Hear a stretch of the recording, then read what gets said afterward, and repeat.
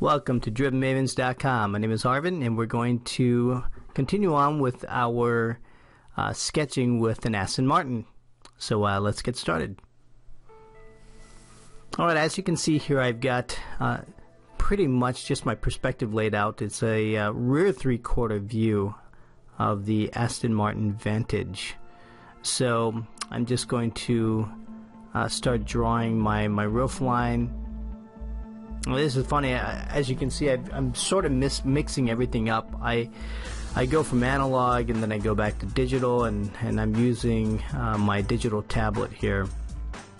And what the tablet, I believe, a lot of people ask me about what tablet I'm using. It is a pressure sensitive pen that I'm using. It is Wacom enabled, which is great because it's got some particular drivers, and it's got a pen that I believe has, I guess Wacom has something to do with those pens, because obviously I'm able to get some great pressure levels from the tablet itself. The tablet is a Fujitsu. It is a 5010T or a T5010, something like that, and I bought it off eBay. Great deals, actually. In fact, if you are looking into sketching digitally, this is a nice way to go. But if you are just starting out, I do want to warn you that if you are a beginner, or even if you are a semi-pro, in fact if you are a pro, most pros probably just prefer to draw by pencil and paper.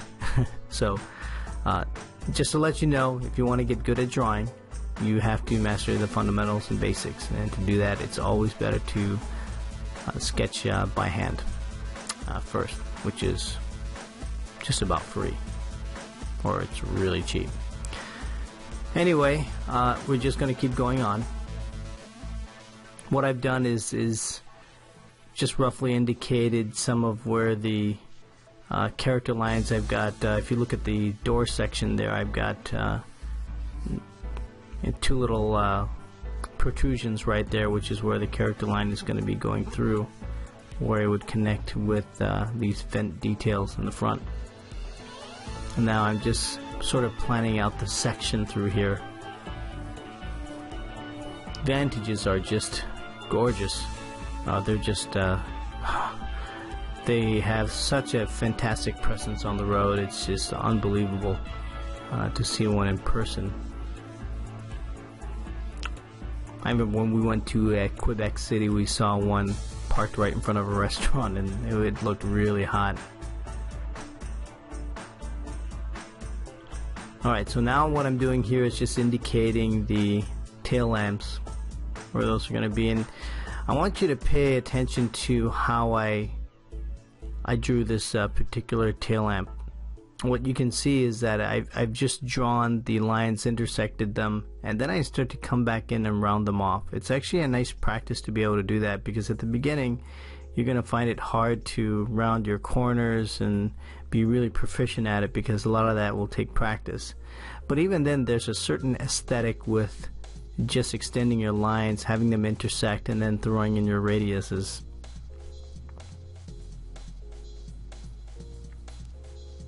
Again, I'm just planning out my section, and we are going to start speeding some things out. I just wanted to show you just how fast I end up sketching, and it's a little odd. Sometimes when I'm sketching by hand and I go back to the tablet, I got to get used to the tablet. It is actually a different feel, because the pressure levels on this particular tablet is not as large or generous as the Wacom Cintiqs.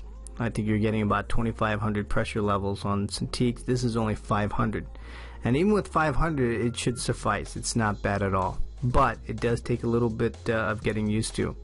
And if you haven't practiced those hand skills in regular drawing, then you're going to find it a little bit difficult when you transition to one of these digital tools. But I guess you can look at it, hey, you'll save on some supplies. Then you got to think about, alright, I spent $500 on this thing, or $400. Could have bought a lot of supplies with that. One thing I will point out that's a pretty big advantage with using these tablets is they're pretty I'll still say that they're cost effective, because brand new one of these things were, they set me back, I think they would set you back around $1,800, and now used on eBay you're able to get them for $500, $400 to $600. So I mean, it's a pretty good deal, and plus it's a laptop, so you can't beat that. I think with Wacom tablets you have to, or not Wacom tablets, but Cintiqs, you have to hook them up to your computer, so that's kind of a bummer. With this, you've got basically a portable station that you can take with you anywhere you want and start sketching. So, alright, what I'm doing here is dropping in the character line, then I've got the little vent detail here that I'm going to throw in, and I'll just lightly sketch in the positive negative shapes here, and I'll just pop that thing out. Then I'm just going to put in the reflection line, and I'll shade that quickly in.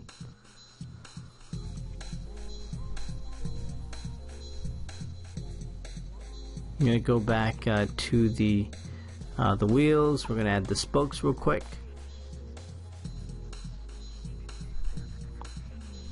You know, I tell you, I don't know what it is, but sometimes when I start to use the tablets,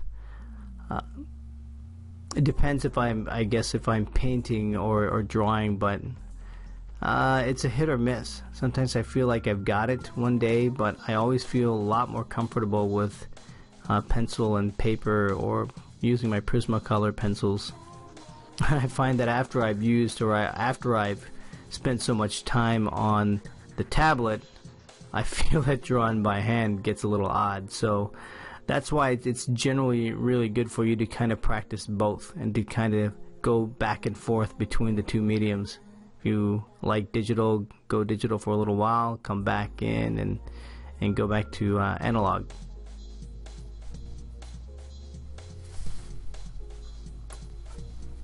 Alright, now we're just going to shade in the wheels to pop out the spokes a little bit.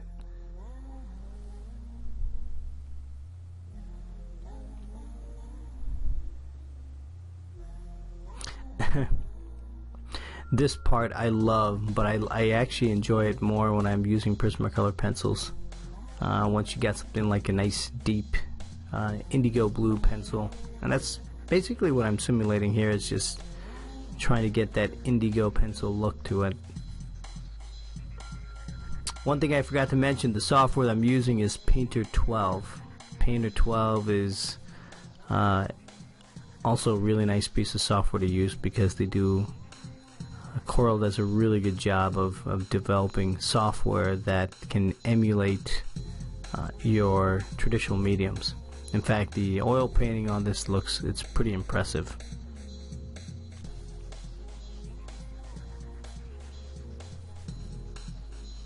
I just added that shadow. I might just, I'm gonna undo this. I've actually got to shade in the tail lamps here.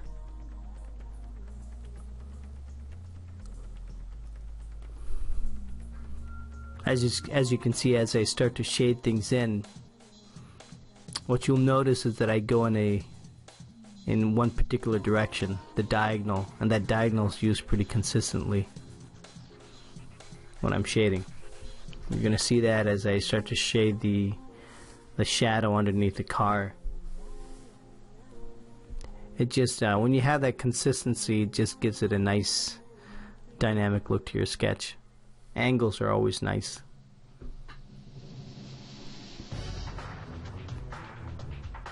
I don't get into like cross-hatching as much in different directions unless I'm drawing people or things like that.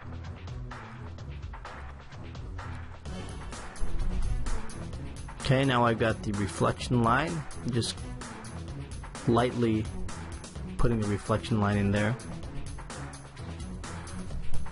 Okay, now I'm going to start adding some more value to the wheels, give it a little bit more definition. Just start to darken my lines around the perimeter.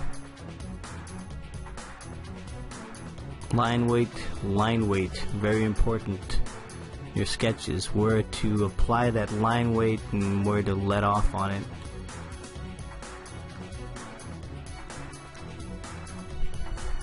Okay, just going to do the same shading here in the front wheel.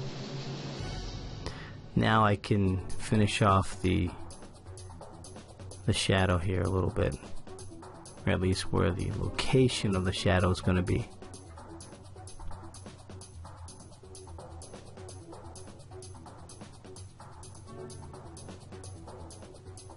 Again, we're going to emphasize that character line. Now I'm going to just start shading everything in. Once again, just pay attention to how I'm going in the diagonal direction.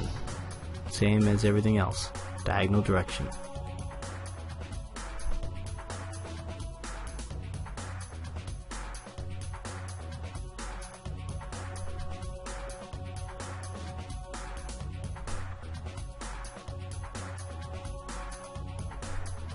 Just going to emphasize the shoulder a little bit. Alright, so here I'm just kind of bouncing back and forth here. I gotta admit I have a little bit of problem with as I'm drawing and thinking at the same time. I'll think of something like, oh, I gotta add that thing in there real quick. So here I'm adding the side view mirrors. I gotta shade the rest of this reflection in.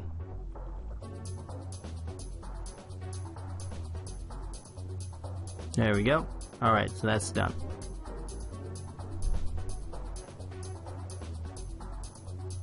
Okay, what else? What else do we got here?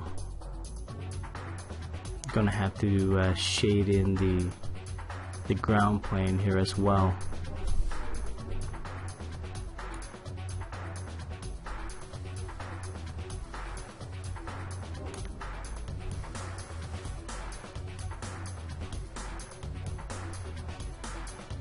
Okay, that's good.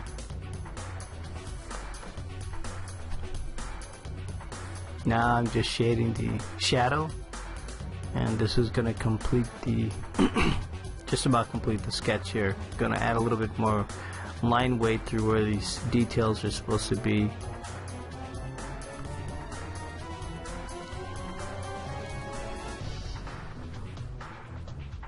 Okay, I think that's just about it. Add a little glitch there. Now we're just switching back to real time. Well, I hope you enjoyed this. This is pretty much it. We're all done. Just stay tuned for the next round of sketches. Once again, we're going to just keep mixing it up between analog and digital, maybe get into a little bit more painting. So, hope you enjoyed this episode. We'll see you next time. JimMavens.com. Have a good one.